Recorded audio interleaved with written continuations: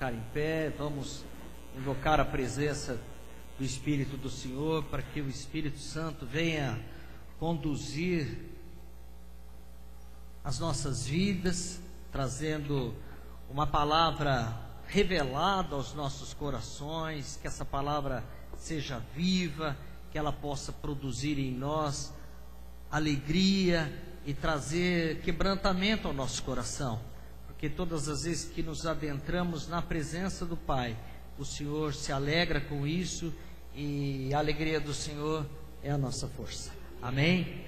Feche seus olhos, vamos estar invocando a presença do Pai. Pai, nesta noite que estamos aqui, Senhor, noite de Páscoa, noite da ressurreição, onde o Senhor já fizeste tantas coisas, é no Teu nome que nesse momento nós invocamos, para que sobre nós, sobre a Tua igreja, haja um mover de vida, um mover de avivamento, um mover onde a Tua palavra possa penetrar profundamente aos nossos corações, transformando aquilo que nós não conseguimos ver, discernindo de uma maneira clara e espiritual aos nossos corações aquilo que o Senhor tem preparado para cada um de nós, que os nossos olhos não conseguiram contemplar. Pai, nesta noite, recebe da nossa adoração, que saem de lábios imperfeitos, impuros, mas o Senhor nos conhece, o Senhor sabe o que desejamos de coração, que a plenitude do Teu Espírito possa sobre nós trazer um renovo, renova as nossas esperanças, renova a nossa fé e ressuscita em nós, Senhor, a vida que o Senhor um dia plantou. No nome de Jesus te agradecemos. Amém. Vire para o seu irmão e diga para ele: o Senhor é bom e a sua misericórdia dura para sempre. Amém. Diga para outro irmão: olha, o Senhor é maravilhoso e a sua misericórdia dura para sempre. Amém? Quero que você abra a sua Bíblia no livro de João, capítulo 19.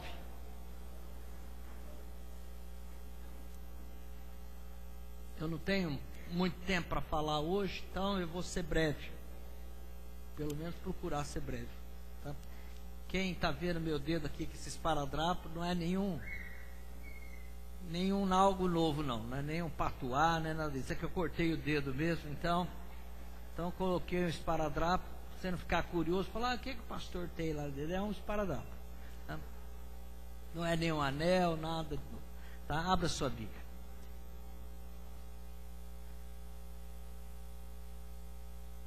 E a palavra do Senhor diz assim, capítulo 19, versículo 30. E quando Jesus tomou o vinagre, disse: está consumado. Inclinando a cabeça, entregou o Espírito. Amém? Jesus veio à terra com um propósito estabelecido, de resgatar o homem que havia caído do céu. Amém? Fala para o seu irmão, fala: ó, Jesus veio na terra para te resgatar. Esse era o objetivo dele, ele veio com um propósito. Jesus veio e andou na terra assim como eu e você. Ó, Jesus tinha o nosso corpo. Tinha o nosso corpo, ó, sentia frio, sentia fome, sentia sede, sentia desejos, tinha tudo que um homem normal tem. Mas sobre ele não havia um pecado, porque a palavra do Senhor diz que o Senhor trouxe renovo ali e colocou a palavra semente no coração, a semente no ventre de Maria, e Maria concebeu Jesus, e Jesus não tinha sobre si nenhum pecado da carne. A carne não havia sido contaminada como a descendência de Adão, como eu e você. Jesus veio na forma humana, numa forma humana, tá? Porque ele não é homem, mas ele veio na forma humana. Um Deus que é o único na história. Não existe nenhum outro relato de nenhum outro Deus assumir a forma humana. Mas aprove ao Senhor pegar o seu único filho, na pessoa do Filho chamado Jesus Cristo, que nos céus é conhecido como Yahvé, e Yoshua, não Yahvé, Yoshua, é conhecido como Yoshua, e ele colocou naquela cruz, naquele madeiro, para que eu e você pudéssemos ter uma qualidade de vida e uma vida em abundância, tivéssemos paz na terra e caminhávamos bem. E eu me lembro muito bem, eu falava de manhã hoje, e na hora que eu estava no culto, estava vindo para o culto, eu me lembrei de algumas coisas. Todas as vezes que eu assistia o filme de Jesus, quando eu era mais jovem, mais garoto, mais adolescente, todas as vezes aquele filme mexia muito comigo, e eu chorava. Muitas vezes eu sufocava, lágrima de vergonha, para não mostrar para os outros que eu estava chorando, mas eu chorava porque eu não conseguia entender como é que um homem tão bom, uma pessoa tão boa, foi tão humilhado. Por que ele tinha que morrer na cruz? Por que ele morreu daquele jeito? Por que foi condenado? Se ele não fazia mal algum para as pessoas, muito pelo contrário, ele só fazia o bem. Isso sempre me questionou muito, e quando eu era jovem eu não entendia aquilo me comovia muito, e as lágrimas vinham ao meu rosto e eu não conseguia contê-las. Muitos anos depois eu vim saber do plano de Deus para mim e para você. Um plano que é perfeito, um plano que é imutável, o plano da redenção, o plano que nos leva de volta na presença do Pai, e era necessário que Jesus viesse na forma humana. Fala para o seu irmão, era necessário. Tem coisas da nossa vida que são necessárias e nós precisamos experimentá-las, porque é necessário eu passar por aquele local, é necessário eu passar por essa tribulação, é necessário eu passar por esse problema, porque Jesus também foi necessário que ele viesse à terra e tomasse o meu e o seu lugar, para que nós pudéssemos voltar à presença do Pai de maneira única. E hoje, todas as vezes que nós invocamos o nome, todas as vezes que nós adentramos na casa do Pai, em espírito ou em presença, quando deixamos que o nosso coração seja levado, nosso espírito levado, no meio dos louvores, ou no meio da palavra, ou numa meditação, nós podemos adentrar direto e falar com o Pai. Nós falamos com Deus, talvez não com os olhos humanos, mas com olhos espirituais, hoje, depois que foi rompido o véu, porque o sangue de Jesus que fez expiação por nós, porque o sangue que foi derramado daquela cruz, nos deu livre acesso de chegar na presença do Pai e falar com Ele de maneira como eu estou falando com vocês. E hoje nós temos esse privilégio. Eu vou dizer uma coisa para você: o Pai escuta o seu clamor. Escuta o seu clamor. Ele conhece o nosso coração, e todas as vezes que somos sinceros, adentramos lá nos umbrais, Deus escuta o nosso clamor e Deus fala conosco. E quando Deus fala, o nosso coração se aquieta, o nosso interior acalma, e há uma paz interior que nasce sobre nós. Jesus era conhecido como Nazareno, porque ele habitava em Nazaré, ou porque o termo nazireu significa que ele tinha uma vida consagrada e ele se abstinha de algumas coisas. Jesus nasceu em uma época que os judeus, eles ansiavam pela libertação de um jugo romano. Roma estendia o seu império, e nós já vimos, muitos daqui já viram isso na escola secular, que Roma dominou o mundo. E Roma chegou com o seu império até Jerusalém. E ali ele estabeleceu o governo, estabeleceu homens que governavam a terra. E aqueles homens tinham dois papéis ali. Primeiro, arrecadar tributos, que era necessário que as riquezas daquele país que estava dominado passassem às mãos de Roma, porque Roma tinha muitos encargos, tinha muitos gastos, e era necessário que as riquezas do mundo viessem parar na concentração de Roma.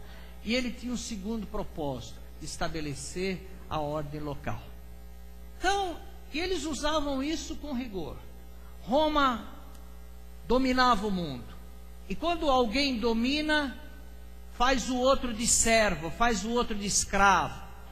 E o povo judeu se sentia acuado, se sentia hostilizado pelo jugo romano. E havia naqueles dias uma opressão econômica, uma opressão social, uma opressão política sobre a estrutura judaica. Israel já era uma nação, Israel já tinha os seus valores estabelecidos, valores religiosos, valores políticos, valores sociais e práticas cotidianas como eu e você. Era uma sociedade estabelecida nos moldes como cada um de nós temos aqui. Temos direitos como cidadãos. Podemos fazer algumas coisas, outras coisas não podemos fazer. E aquele dia a vida estrutural de Israel já existia. Mesmo sob o domínio romano, existiam estruturas como o Sinédrio. O Sinédrio era composto de 70 homens de muita importância. Homens que iriam decidir sobre a vida religiosa de Israel, porque eles foram ceifados deles os direitos de decidir a nação, os direitos políticos da nação israelita naqueles dias. Então, o povo romano estava subjugando Israel, mas Israel já tinha os seus valores. E Jesus chega nessa sociedade, com valores estabelecidos, com rituais estabelecidos, com grupos étnicos estabelecidos, e esses homens que compunham o poder político de Israel, o poder religioso político, na verdade, não era político, mas era um poder religioso político, eram formados por pessoas muito importantes numa sociedade, e a grande maioria deles eram pessoas de muita influência, de muito poder, porque eram pessoas da nobreza, quase que a totalidade dessas pessoas que formavam aquele clã, aquele momento. E Jesus aparece mudando o cenário, mudando a história, mudando comportamentos, mudando valores, mudando preceitos. E aquela sociedade não admitia que Jesus fizesse isso. Aquela sociedade já estava estabelecida, já existiam os seus lugares definidos, os seus cargos definidos, e ninguém pode aqui chegar e criar anarquia. E Jesus é visto por muitos como um indivíduo que trazia anarquia, porém, existia algo diferente sobre a vida de Jesus. Jesus carregava sobre si o Espírito Santo, ele tinha plenitude, sendo homem, porque ele despojou a sua natureza divina, mas ele continuava homem cheio do Espírito Santo, e porque ele estava cheio do Espírito Santo, o que ele ligava na terra teria sido ligado no céu. Tudo que você pedir em oração, crendo e ligares na terra, será ligado no céu, amém? Porque se o Espírito Santo estiver agindo em você, todas as coisas me são possíveis, amém? E fala para o seu irmão, tudo é possível ao que crê. E eu preciso ter isso no coração, eu preciso ter em mente clara isso, que Jesus veio trazendo uma transformação. E interessante que Jesus chega e ele encontra uma sociedade organizada, encontra já pessoas que faziam parte de grupos estabelecidos. E por que mataram Jesus, se ele só realizava coisas boas? Eu não conseguia responder isso. Eu acho que talvez muitos de vocês um dia possa ter refletido nisso ou não, porque Jesus veio com um propósito. Ele veio com um propósito único de ir até a cruz. Ele precisava chegar na cruz, porque a cruz era o local da expiação, onde haveria a grande troca, a grande substituição o preço, o salário do pecado era a morte. E era necessário que um homem morresse, um homem que não tinha pecado. E abre em Mateus capítulo 1.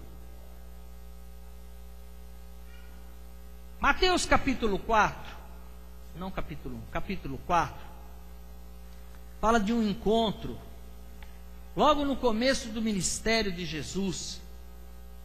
E ele morava lá na Galileia, lá em cima, no norte, lá em Nazaré, e ele vem até o sul, até o deserto, levado pelo Espírito, para ter um encontro com o diabo. Interessante, né?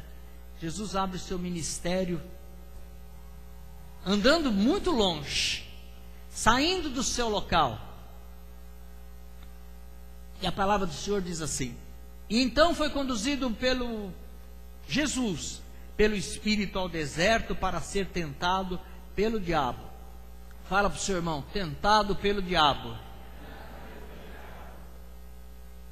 No versículo 2 diz assim: e tendo jejuado 40 dias e 40 noites, Jesus, como homem, estabeleceu alguns valores, estabeleceu que ele viria e começaria o seu ministério. Durante 40 dias ele se prepara espiritualmente. É necessário que nós tenhamos isso como condição, olhando. Jesus sai muito longe para ter um encontro no deserto. O deserto era um lugar árido, é lá no sul, lá do lado do Mar Morto.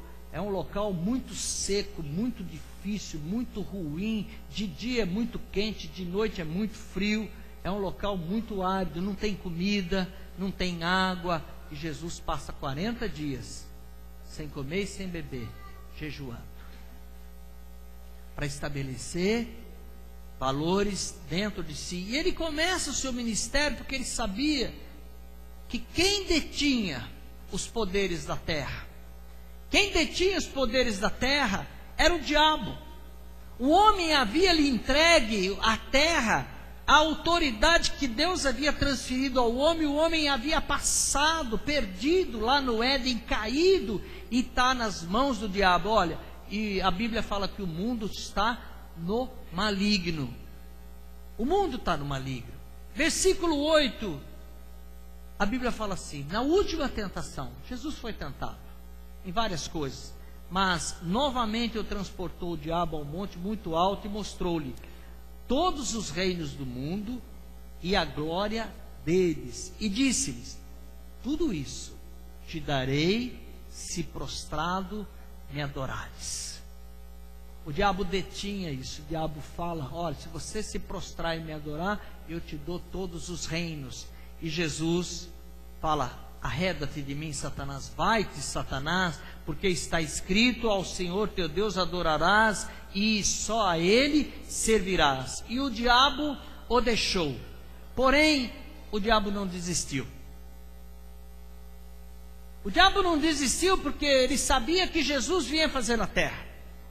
Ele sabia o que você estava programando, ele sabe o que você está tentando, ele conhece os nossos corações, o nosso intento, e ele não desistiu.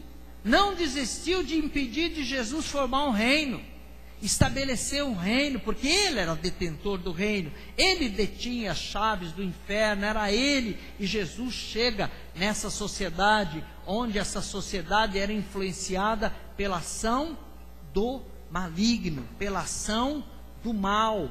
Então Jesus chega num local onde não lhe pertencia. Jesus sabia que haveria de mudar a sorte. Se ele vencesse, haveria de vencer. Mas o diabo ruge ao derredor. Olha, ele fica ao derredor, tentando tragar você, tentando desanimar você, tentando abater você, colocando barreiras, dificuldades, para que você se abata frente às circunstâncias. Amém, meu amado? E Jesus veio nessa sociedade, chega montada, e os judeus esperavam o Messias. Eles esperam ainda até hoje. E a Bíblia diz que Jesus veio para os seus, mas os seus não o receberam. E Jesus, daí para frente, amplia seu ministério. Ele ampliou todo o seu ministério. E a sociedade daqueles dias organizadas era composta basicamente por 3 grupos. Tinha um grupo de judeus chamados saduceus. Esses saduceus eram as pessoas de grana, influentes da sociedade, que dominavam a sociedade. Vai perguntar uma coisa para você: é muito diferente dos nossos dias? É muito diferente do que acontece hoje? Não. Quem que domina uma sociedade? São os poderosos. Impõem as leis, impõem os costumes, e grande parte do sinédrio era composta pelos saduceus, os homens de muita influência que ganhavam porque eles influenciavam os romanos, eles negociavam com os romanos, e com isso eles tinham privilégios. É como se eu vendesse influência.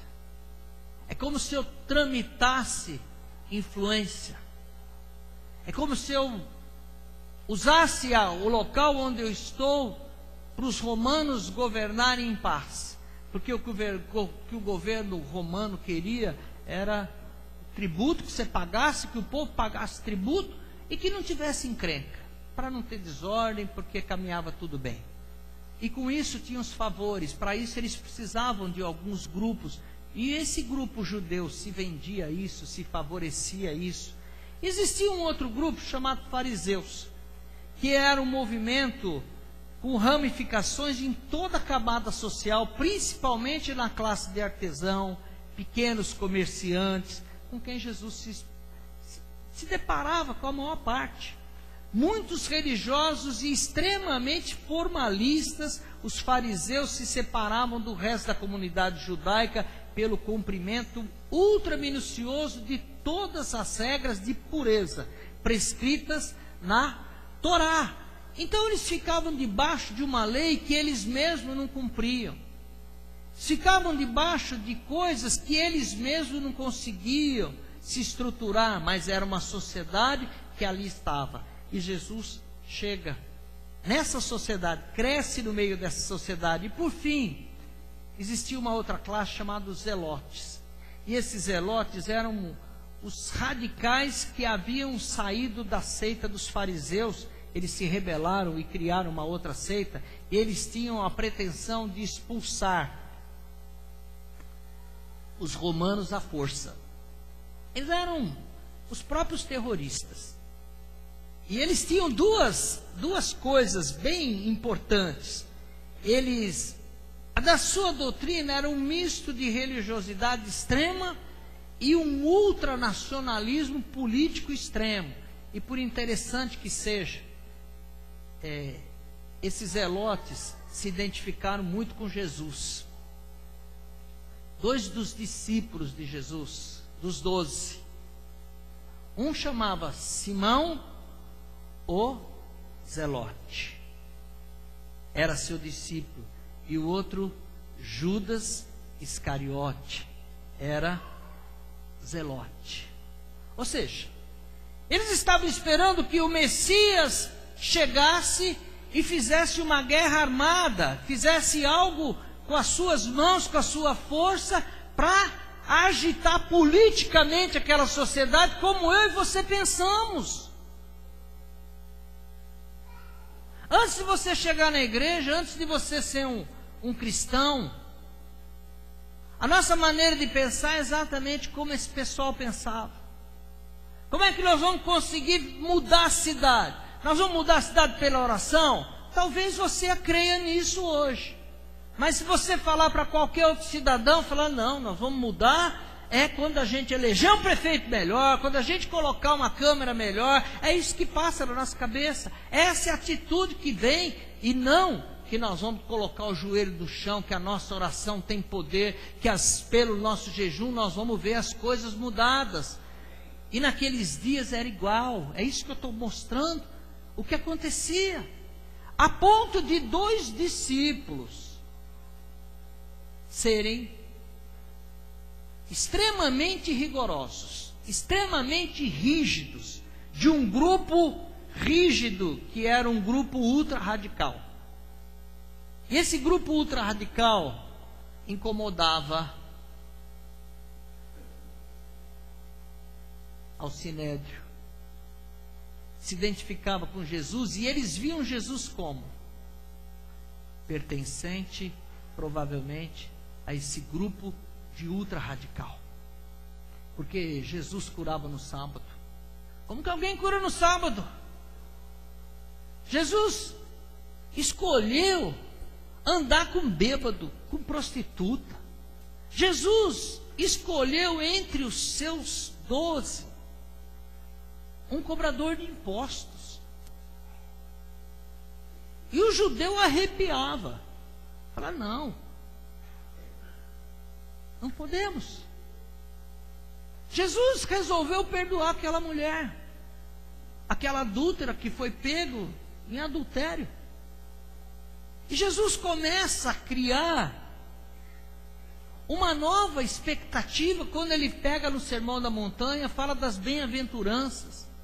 As bem-aventuranças, bem-aventurados pobres de espírito, bem-aventurados mansos, totalmente diferente de quem dominava. Bem-aventurado é abençoado, bendito. Você é aquele que Deus viu. Fala, como?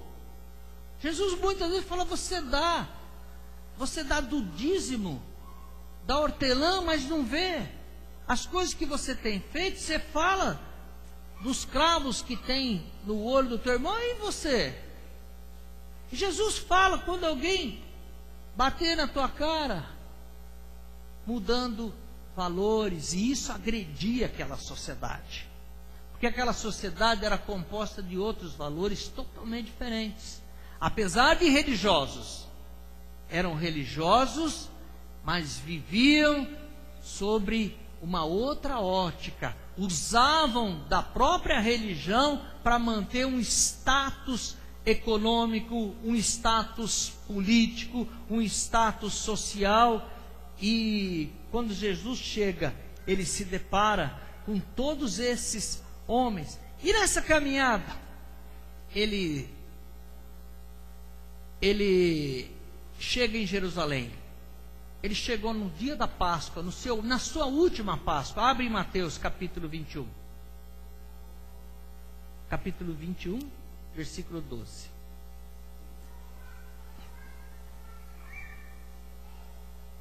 Desse jeito ele andou naqueles dias, foi para Cafarnaum,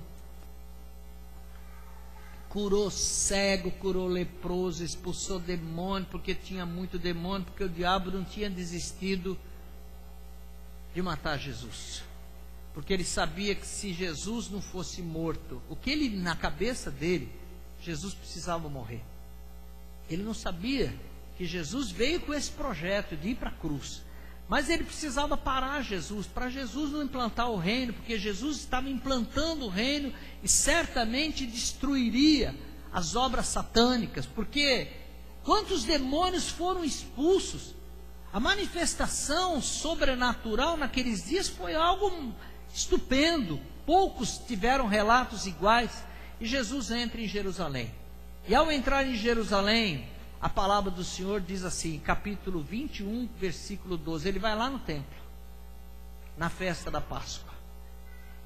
Era a festa da Páscoa. Ele entra e chega para a festa da Páscoa, que todo judeu ortodoxo vai a Jerusalém uma vez ao ano, nas festas, pelo menos uma vez por ano, nas festas religiosas, dentre elas a Páscoa. E Jesus chegou para a festa, chegou na festa, e a Bíblia diz o seguinte: e entrou Jesus no templo de Deus, e expulsou todos os que vendiam e compravam no templo, e derrubou as mesas dos cambistas e as cadeiras do que vendiam pombas, e disse-lhe: está escrito, a minha casa será chamada casa de oração. Fala para o seu irmão, casa de oração.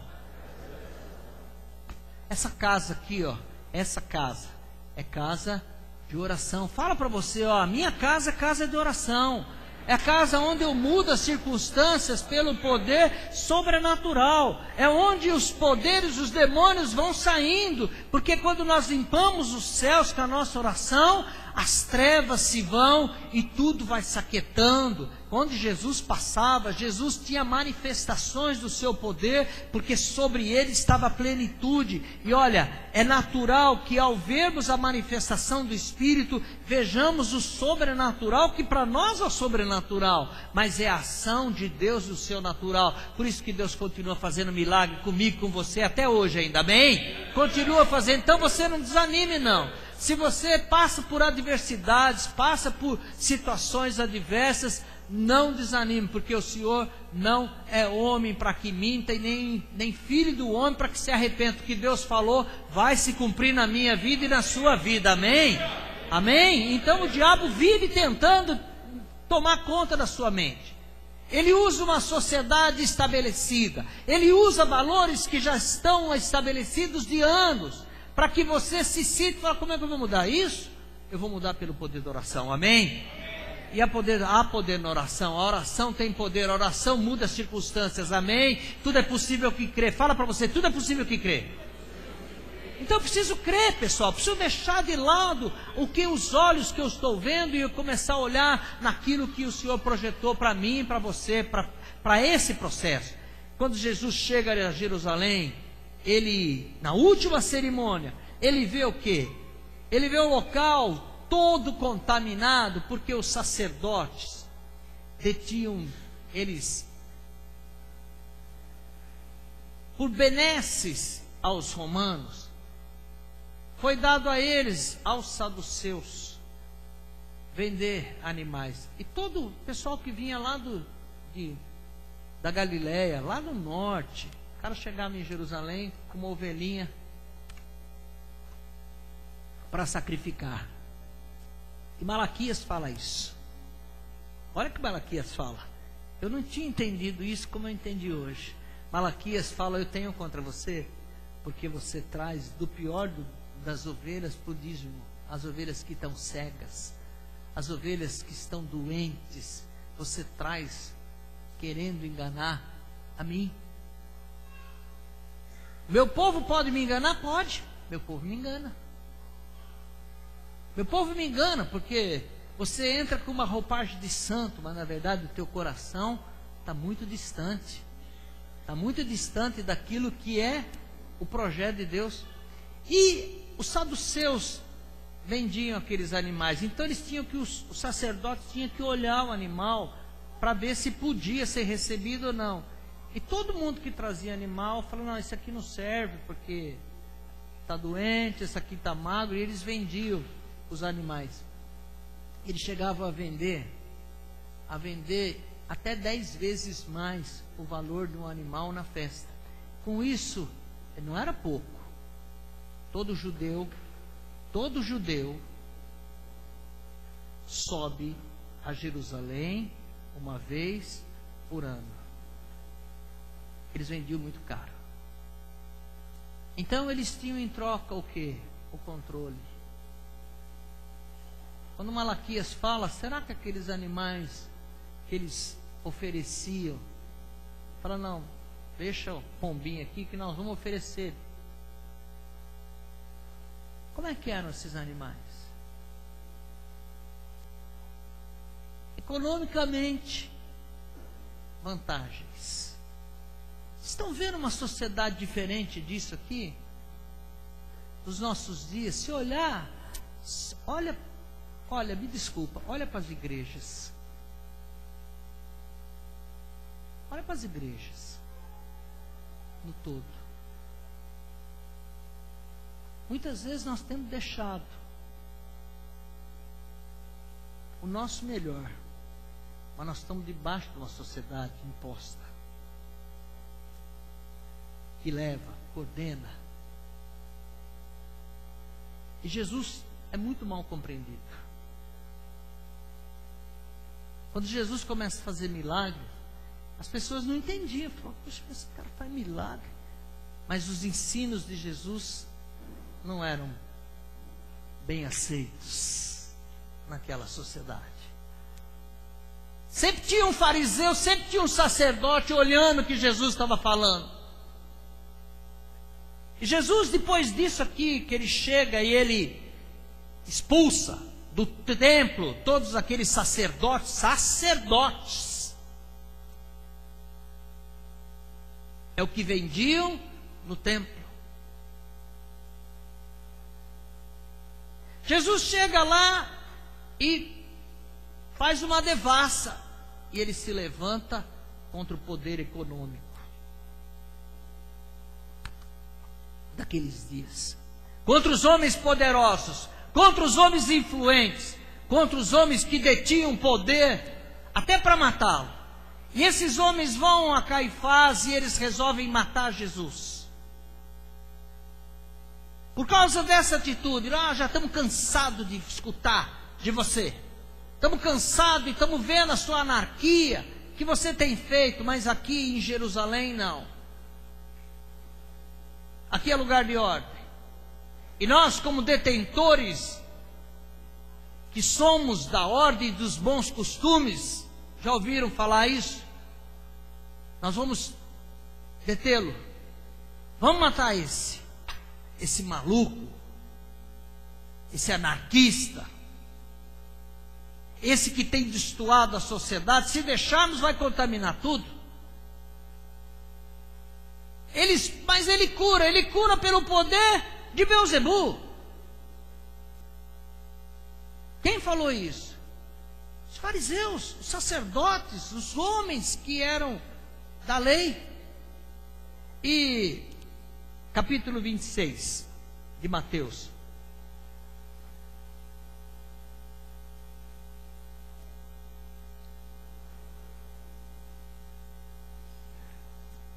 Estou acabando, viu?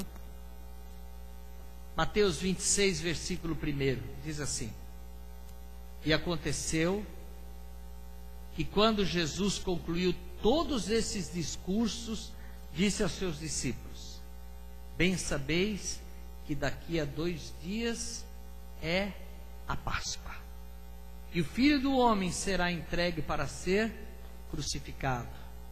Depois os príncipes dos sacerdotes e os escribas e o ancião do povo reuniram-se na sala do sumo sacerdote, o qual se chamava Caifás, e consultaram-se mutuamente para prenderem Jesus à traição e o matarem. Alguns dos seus discípulos, alguns daquela seita dos zelotes, se decepcionaram com Jesus, porque eles esperavam uma guerrilha, esperavam um Messias diferente, não um Messias que fala de amor, que fala de restauração do homem, que fala da restauração interior, da mudança interior. Meu amado, as grandes mudanças não estão fora. As grandes mudanças acontecem dentro de nós primeiro.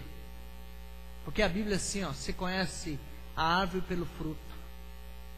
O fruto da macieira não pode ser laranja.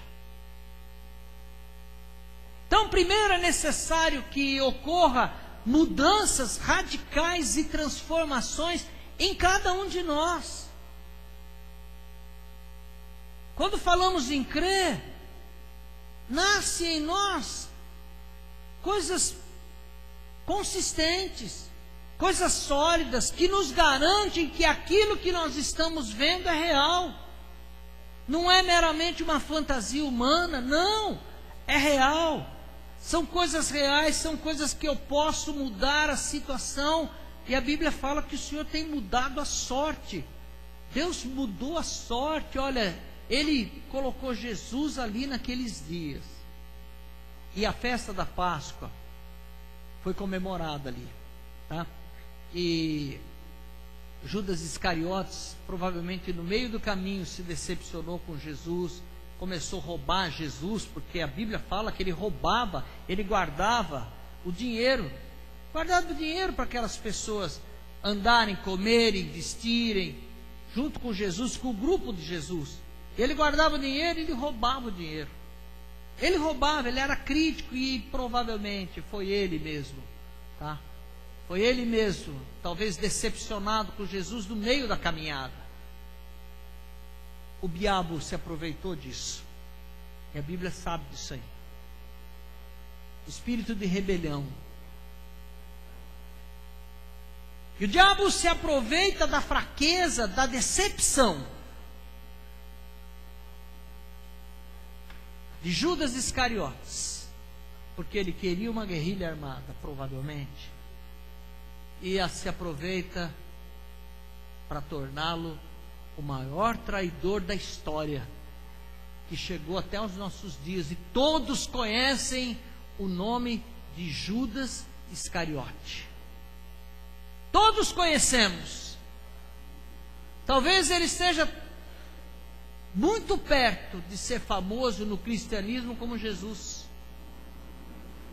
pela sua atitude, o traidor, marcado, e o diabo sabe disso, e o diabo vai usar você na sua fraqueza, você na sua rebelião, você nos momentos que você está em conflitos. O diabo vai usar isso, vai colocar dentro de você revolta, vai colocar dentro de você oportunidades para se aproveitar das circunstâncias, e você vai experimentar a dor como Judas experimentou. Mas capítulo 26, versículo 57, eles prenderam a Jesus e conduziram até lá na casa de Caifás, e eles interrogam a noite inteira Jesus, esbofeteiam Jesus, gospem em Jesus, e eles falam que Jesus blasfemou. Falam: você blasfemou, então é réu de morte. Lá no finalzinho, eu não vou ler todo não, porque não dá tempo. E versículo 66, a sentença final: que vos parece? E eles disseram: é réu de morte. O sinédrio declara: é réu de morte. A nossa sentença sobre ele é morte. Mas eles não tinham esse poder. Eles não tinham o poder político, eles tinham o poder religioso. Aí eles se achegam e vão até Pilatos. E Pilatos: eu não entendo nada, você quer me trazer aqui? Ele manda para Herodes. Herodes, todo mundo queria conhecer Jesus, porque Jesus fazia milagres. Herodes falou: eu não vi nada nesse homem, volta. Pilatos falou: eu também não vejo nenhum mal, não vejo o que você fez, para mim não tem problema. Eu lavo as minhas mãos. Aparece Barrabás. Barrabás era um personagem que a Bíblia só cita uma vez, que troca, fala: quem vocês escolhem, Barrabás ou Jesus?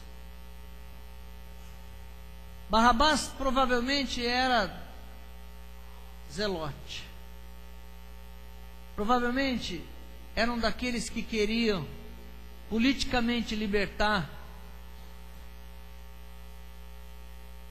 o domínio romano sobre Israel.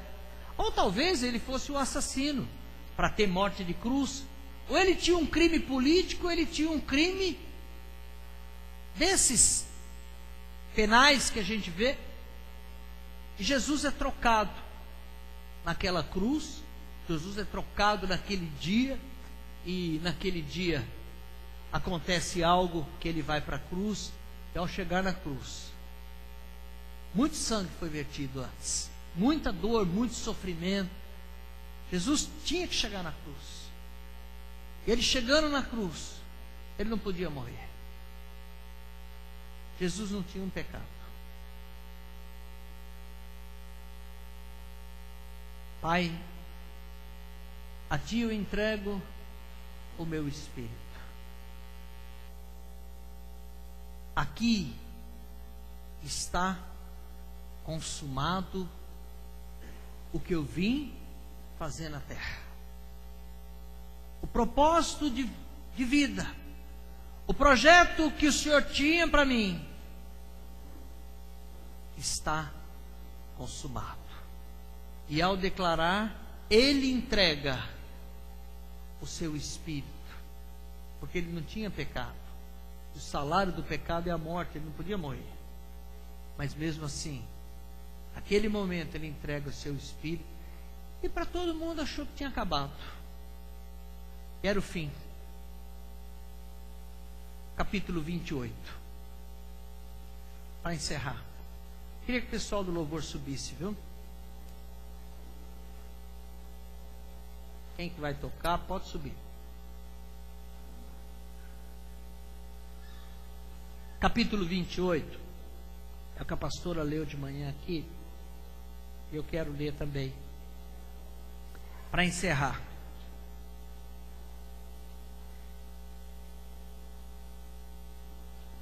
Jesus declara no livro de Lucas, fala: olha, eu desejei muito cear com vocês. A Páscoa já era comemorada há muitos anos, porque a Páscoa era a saída do povo de Deus, do povo judeu do Egito. E ali, quando nós vemos os relatos do povo saindo junto com Moisés, lá do Egito, tudo isso é uma pré-figura do que haveria de acontecer com Jesus. Aquele cordeiro, que era Jesus, deveria ser imolado. Aquele cordeiro precisava ser morto. Aquele cordeiro, apesar de a gente não entender, era necessário que ele morresse. Porque se ele morresse, se ele não morresse, a vida não podia aparecer. Se um grão de trigo não cair na terra e primeiro não morrer, ele não pode trazer vida. É tão difícil a gente entender isso. É tão difícil porque nós não queremos entregar tantas coisas.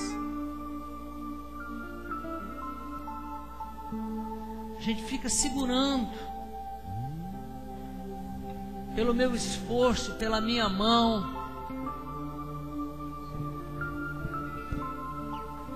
Jesus precisava chegar naquela cruz.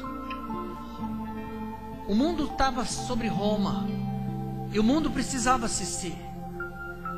Naqueles dias que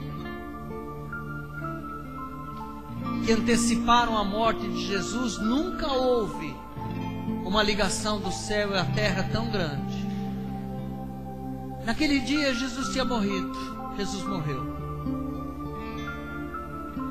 Quantos discípulos se decepcionaram? Quantos se decepcionaram?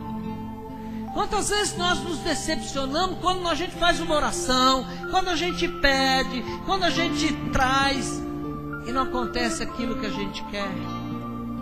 A nossa fé morre. Quantas vezes a gente deixa de lado tudo que o projeto de Deus, porque Jesus morreu. Jesus não podia ter morrido. Aqueles discípulos acharam que Jesus nunca ia morrer. Jesus tinha tanto poder na mão, como é que ele pode morrer? E a Bíblia diz assim: no fim do sábado, quando já despontava o primeiro dia da semana, Maria Madalena e a outra Maria foram ver o sepulcro, e eis que houve um grande terremoto. E no versículo 5, no versículo 4 diz assim: e os guardas, com medo dele, ficaram assombrados e como mortos. E o anjo respondeu, disse às mulheres: não tenha medo. Isso que eu quero deixar para você. A pastora falou de manhã que o primeiro benefício da Páscoa é que a Páscoa se cumpriu. O projeto de Deus se cumpriu. Então não tenha medo, porque o projeto de Deus vai se cumprir na sua vida. Lança fora o medo, tira o medo. O medo produz tormento, o medo assola as pessoas, o medo faz as pessoas ficarem acuadas, o medo da solidão, o medo do desemprego, o medo do desamparo, o medo faz você perder a visão de Deus. E a Páscoa é a ressurreição, a Páscoa é vida. E um anjo estava ali, ele disse: não temas, pois eu sei que buscais a Jesus, que foi crucificado. Ele não está mais aqui, porque já ressuscitou, como havia dito. Ou seja, se cumpriu literalmente as promessas do Senhor. A vida de Jesus se cumpriu com Jesus, vai cumprir em você. As promessas do Senhor vão se cumprir. A ressurreição é vida. A ressurreição traz de novo algo tremendo, algo novo que ressurge a vida. E a vida brota, e a vida faz você ter desejo. Os seus sonhos voltam a aparecer. As frustrações que ficaram para trás, elas são renovadas, porque a ressurreição e a vida chegaram. Era necessário o sangue ter jorrado, era necessário Jesus ter sofrido as dores, para que eu e você pudéssemos um dia chegar na presença do Pai e falar: Senhor, o Senhor sabe que eu sou fraco, o Senhor sabe que eu não consigo, eu tenho tanto defeito, porque você conhece o teu defeito, eu sei o meu, eu sei dos meus pecados e você sabe dos seus. Tem pecado que você não consegue largar, tem coisas que você não consegue separar. Jesus sabe disso e você sabe também. Mas é só diante do Pai falar: Senhor, me recebe. Vamos ficar de pé, porque é a ressurreição, chegou a vida.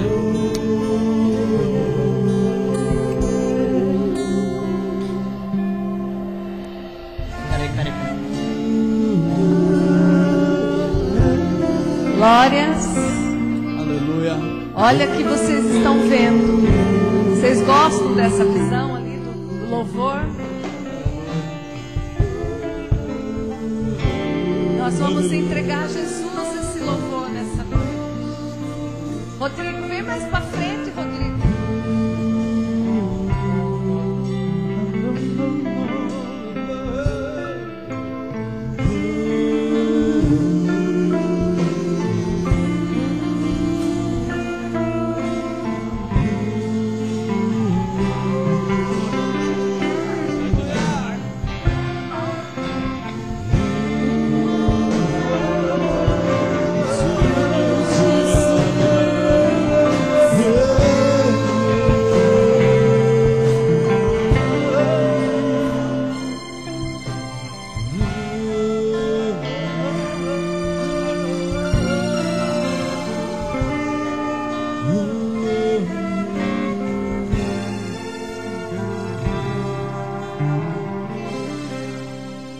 Sua morte ali na cruz, carregando a minha dor, você se expôs por mim, se entregou em meu lugar e me deu uma nova chance. Eu vou recomeçar,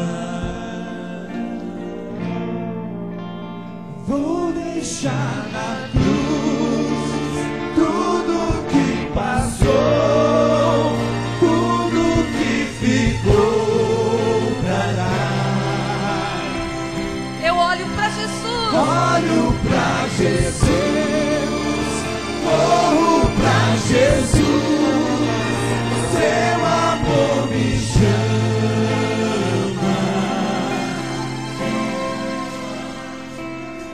Sua morte ali na cruz, carregando a minha dor, você se expôs por mim, se entregou em meu lugar e me deu uma nova chance. Eu vou recomeçar. Vou deixar na cruz. Vou deixar na cruz tudo que passou, tudo que ficou pra trás. Eu olho para Jesus. Olho pra Jesus, corro pra Jesus, seu amor me chama. Vou deixar na cruz. Vou deixar na cruz tudo que passou, tudo que ficou pra trás. Olho pra Jesus, corro pra Jesus, seu amor me chama. Eu dependo desse amor. Eu dependo desse amor, do seu amor, mais que tudo. Eu confio, Senhor. Esse amor tem poder para curar. Eu confio nesse amor, tem poder pra curar dores. Eu dependo desse amor, do seu amor, mais que tudo.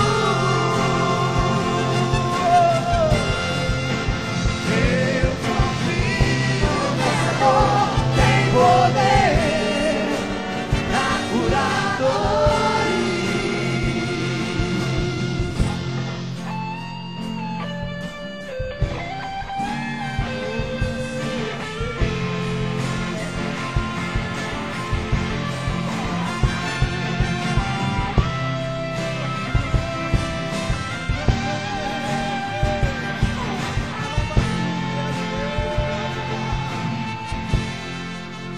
Vou deixar na cruz tudo que passou, tudo que ficou pra trás. Olho para Jesus. Olho pra Jesus, corro pra Jesus, seu amor me chama. Vou deixar na cruz tudo que passou, tudo que ficou pra trás. Olho pra Jesus, corro pra Jesus, seu amor me chama. Eu dependo desse amor. Eu dependo desse amor, do seu amor, mais que tudo. Eu confio nesse amor, tem poder pra curar dores. Eu dependo, Senhor, desse amor. Eu dependo desse amor, do seu amor, mais que tudo. Eu confio que esse amor tem poder pra curar dores. Vou deixar na cruz tudo que passou, tudo que ficou pra trás. Olho para Jesus. Olho pra Jesus, corro pra Jesus, seu amor me chama. Vou deixar na cruz É mesmo. tudo que passou, tudo que ficou pra trás. Olho para Jesus.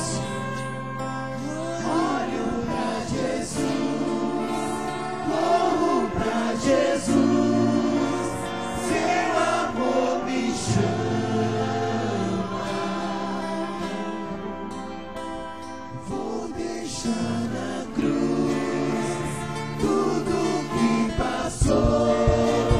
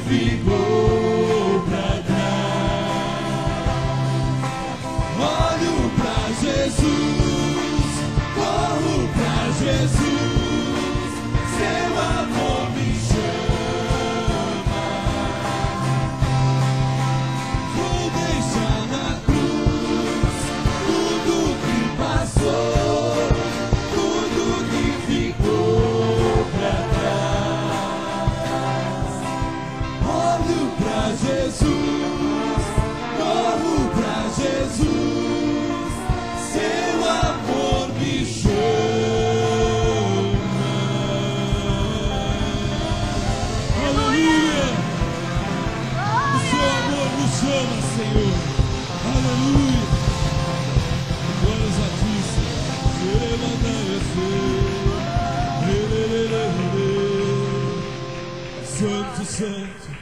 Aleluia. Aleluias. Lindo. Aleluia. Glória.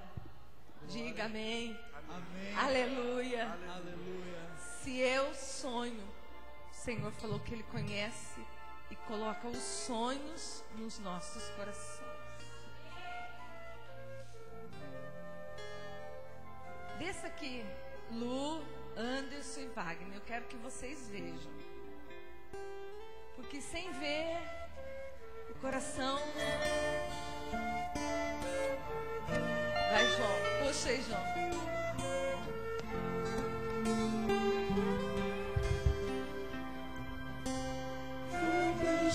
Na cruz, tudo que passou, tudo que ficou pra trás.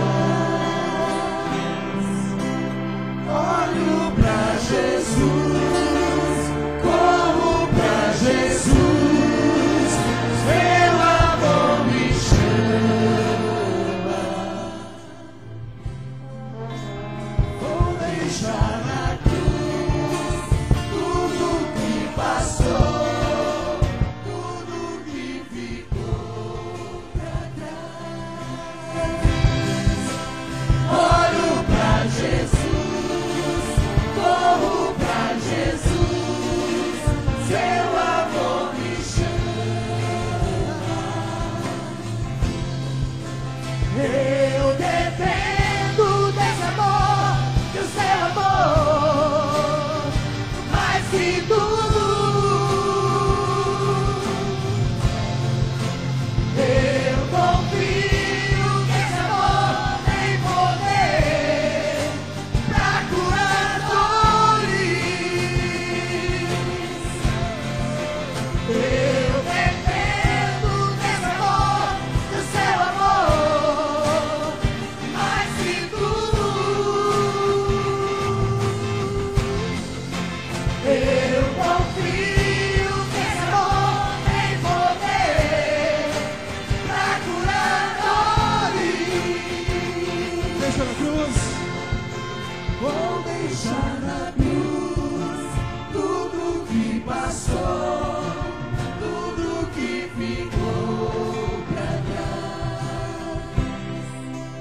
Olho pra Jesus, corro pra Jesus, seu amor me chama. Aleluias.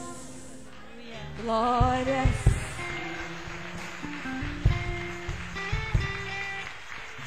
Irmãos, nós temos uma ceia diferente, né?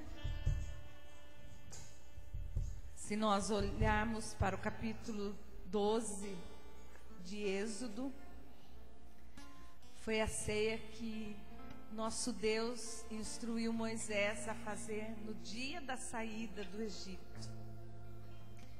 E no verso 8 ele fala do pão, da carne e das ervas amargas.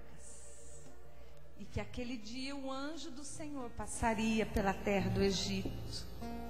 Então, Páscoa é passar por cima. E hoje nós estamos passando por cima de muitas coisas aqui. Por causa do amor.